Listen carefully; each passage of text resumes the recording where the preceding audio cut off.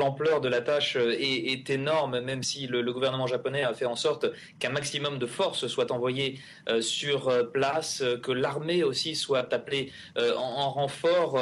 Des hélicoptères pendant toute la matinée sont partis, des hélicoptères militaires sont partis de la région de Tokyo pour aller rejoindre justement les régions sinistrées. Et que peuvent-ils faire? Simplement, dans un premier temps, secourir des gens qui sont encore prisonniers des eaux, qui sont réfugiés sur le toit de bâtiments. C'est tout ce qu'ils peuvent faire. Le Premier ministre Naoto Kan est allé constater sur place ce qui se passe, mais on ne sait pas, ils ne savent pas plutôt ces secours par quel bout commencer. Les dévastations sont tellement énormes, c'est une tâche titanesque.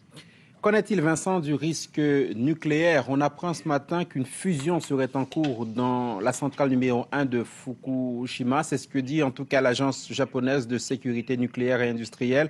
L'inquiétude est donc réelle. Alors Fukushima, il y a deux centrales nucléaires qui posent problème depuis le début.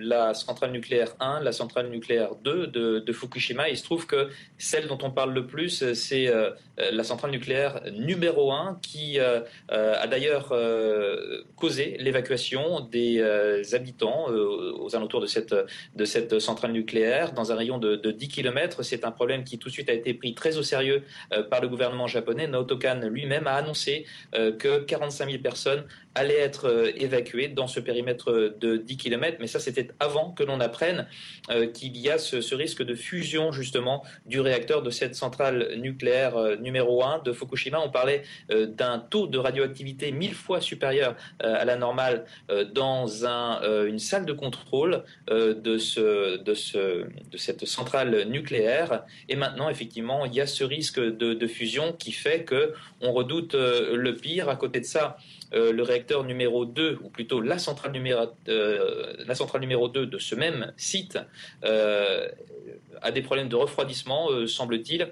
Là aussi, il y a eu une évacuation, mais un petit peu moins importante, de l'ordre dans un périmètre de 3 km. Donc Fukushima, c'est un site à risque, encore plus depuis que l'on a appris que la centrale nucléaire numéro 1 comportait des risques de fusion.